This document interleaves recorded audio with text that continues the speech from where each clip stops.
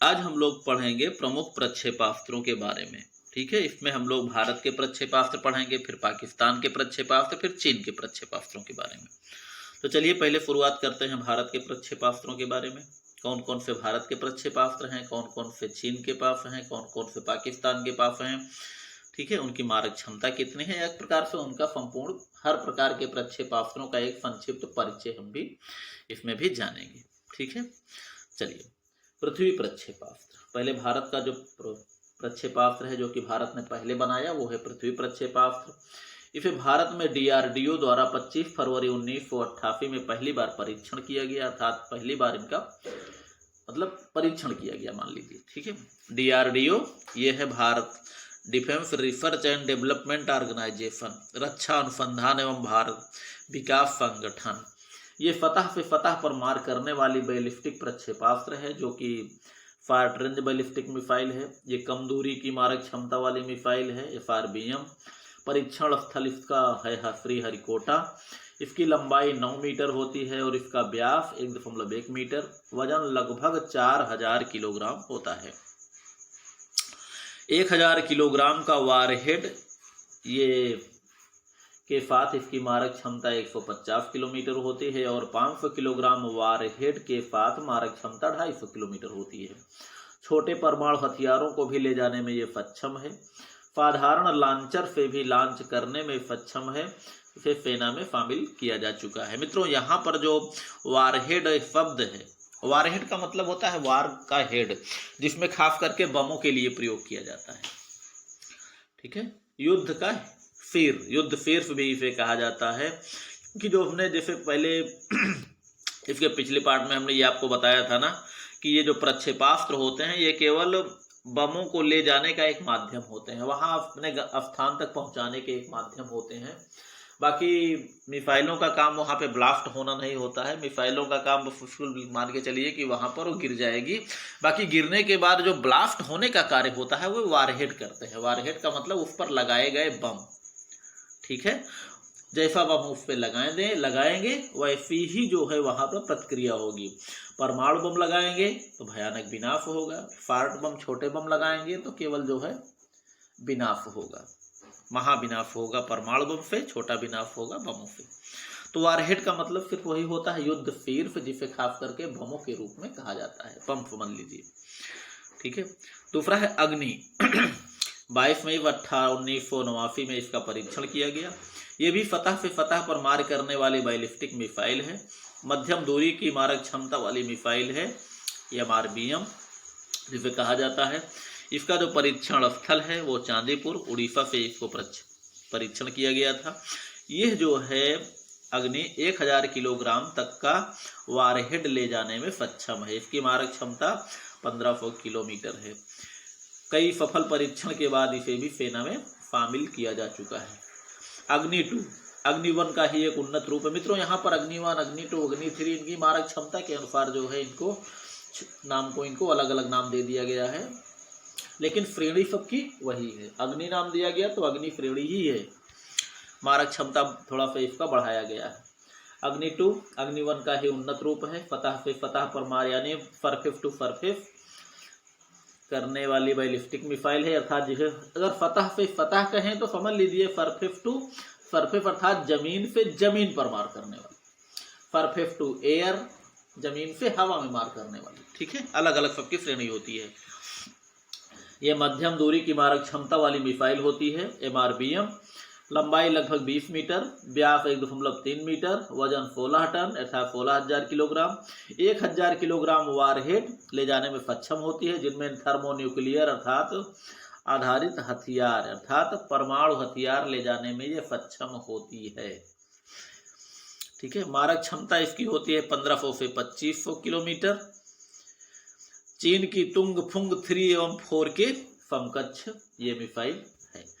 त्रिशूल ये जो है 5 जून 1989 में ही इसका परीक्षण किया गया। परीक्षण स्थल है चांदीपुर या उड़ीसा में है। ये तीनों सेनाओं हेतु विकसित किया गया था, जल थल वायु तीनों के लिए। ये फतह से हवा में मार करने वाला प्रक्षेपास्त्र होता है, अर्थात सरफेस टू एयर। बाकी उसके पहले के 2 प्रक्षेपास्त्र होते थे सरफेस टू सरफेस, यानी सतह से फतह में मार करने वाली। यह 15 किलोग्राम का वारहेड ले जाने में सक्षम होता है। इसकी मारक क्षमता होती है 9 किलोमीटर।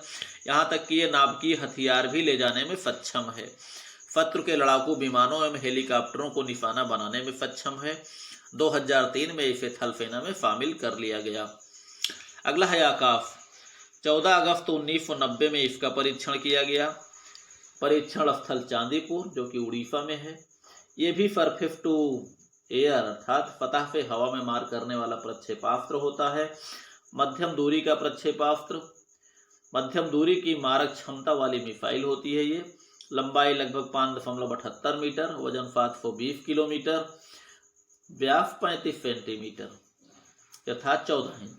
ये 70 किलोग्राम वारहेड ले जाने में सक्षम होती है। इसकी मारक क्षमता होती है 27 किलोमीटर। इसे 60 किलोमीटर तक बढ़ाया भी जा सकता है। वायु एवं थल सेना में इसे शामिल किया गया है। ये अमेरिका के पैट्रियट मिसाइल के समकक्ष है। अगला है नाग। नाग का सफल परीक्षण किया गया था 1990 में। ये नाग जो है इसे टैंक विरोधी यानी टैंकों को नष्ट करने के लिए इसको बनाया गया है, जिन पर जो है छोटे मोटे बमों का असर तो वैसे भी नहीं होता टैंकों पे।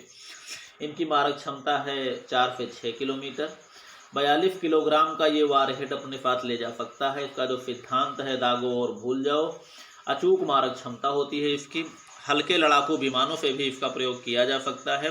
अक्टूबर 1999 को थल सेना में शामिल कर दिया गया। फरवरी 2000 से इसका उत्पादन जारी हो गया। अगला है धनुष। 21 सितंबर 2001 को इसका परीक्षण किया गया। पृथ्वी का ही एक नौसैनिक संस्करण है जो सरफेस टू सरफेस मिसाइल जो बनी है पृथ्वी, ठीक है, उसी का जो है नौसेना के लिए बनाकर उसका नाम दे दिया गया धनुष। फतह से फतह पर मार करने वाली अर्थात इस पे जो है जब नौसेना के लिए बनाया गया है तो सीधी सी बात है कि इसको जो है युद्ध पोतों पर लगाया गया है। तो पोत से पोत पर मार करने वाला प्रक्षेपास्त्र होता है। मारक क्षमता लगभग 250 किलोमीटर है। लंबाई 8.56 किलोमीटर जो कि स्वदेशी प्रक्षेपास्त्र अर्थात भारत ने बनाया है इसको। 500 किलोग्राम तक का नाभिकीय हथियार ले जाने में भी सक्षम है। अगला है ब्रह्मोस। 28 अप्रैल 2002 में इसका परीक्षण रेंज बालेश्वर नामक स्थान पर किया गया। भारत और रूस के सहयोग से विकसित किया गया। ये सुपरसोनिक क्रूज मिसाइल है। मारो और भूल जाओ के सिद्धांत पर विकसित है, जैसे नाग है। तीनों सेनाओं के प्रयोग हेतु इसको विकसित किया गया है। इसकी मारक क्षमता होती है 290 किलोमीटर। ये 200 किलोग्राम तक के वारहेड अर्थात 200 किलोग्राम तक के किसी भी वारहेड को ले जाने में सक्षम है और 14 किलोमीटर तक ऊंचाई तक भी उड़ने में सक्षम है। युद्धपोत, लड़ाकू विमान, पनडुब्बियों आदि से इनका प्रयोग किया जा सकता है। मित्रों, ये है ब्रह्मोस जो भारत की क्रूज मिसाइल है। भारत की क्रूज मिसाइल है। बाकी अन्य प्रक्षेपास्त्र जो हैं, जो अग्नि है, पृथ्वी है, ये सब बैलिस्टिक प्रक्षेपास्त्र हैं। ये क्रूज मिसाइल तो वास्तव में क्रूज मिसाइल या क्रूज मिसाइल जिसका नाम ब्रह्मोस है, इसको ब्रह्मास्त्र ही आप समझिए। जैसे ब्रह्मास्त्र में को अगर कोई क्षमता वाला व्यक्ति है तो चलाने के बाद भी उसकी दिशा को परिवर्तित किया जा सकता था, तो वैसे ही ब्रह्मोस भी है। इसको छोड़ने के बाद भी इनकी दिशाओं में परिवर्तन किया जा सकता है। अगला है सागरिका। ये 26 फरवरी 2008 विशाखापत्तनम में परीक्षण किया गया। जल से जल में प्रयोग किया जाने वाला बैलिस्टिक प्रक्षेपास्त्र है। पनडुब्बी से प्रयोग हेतु ये LPA submarine launched ballistic missile जो कि पनडुब्बी से ही पनडुब्बी में ही प्रयोग किए जाने के लायक इसको बनाया गया है। ये 500 किलोग्राम का परमाणु हथियार ले जाने में सक्षम है। मारक क्षमता 700 किलोमीटर, वजन 17 टन, लंबाई लगभग 10 मीटर, व्यास 74 सेंटीमीटर। लंबा प्रक्षेपास्त्र है। अगला है PJ-10।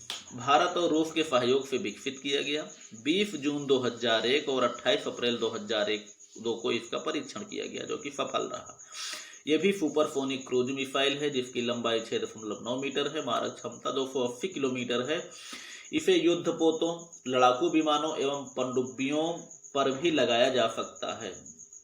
अगला है प्रहार। प्रहार जो है ये फतह से फतह पर मार करने वाला प्रक्षेपास्त्र है। इसका परीक्षण जुलाई 2011 में किया गया। मारक क्षमता 150 किलोमीटर। यह प्रक्षेपास्त्र हर प्रकार के वारहेड को ले जाने में सक्षम है। इसकी लंबाई 7.30 किलोमीटर, व्यास 420 मिलीमीटर या 42 सेंटीमीटर, इसका वजन 1280 किलोग्राम है। अगला है अस्त्र। अस्त्र ये एक प्रकार का संभावित अस्त्र है। संभावित का मतलब अभी इसका निर्माण जो है जारी है। हवा में प्रयोग हेतु इसको बनाया जाएगा। मारक क्षमता 15 किलोमीटर होगी। 15 किलोग्राम का वारहेड ले जाने में ये सक्षम होगा। वायुसेना एवं नौसेना दोनों के लिए इसको निर्मित किया जाएगा। ठीक है। अगला है मित्रों आगे हम पढ़ेंगे पाकिस्तान के प्रमुख प्रक्षेपास्त्र। इसमें देखिए पहले नंबर पर है हथफोन। इसे 1980 में विकसित किया गया।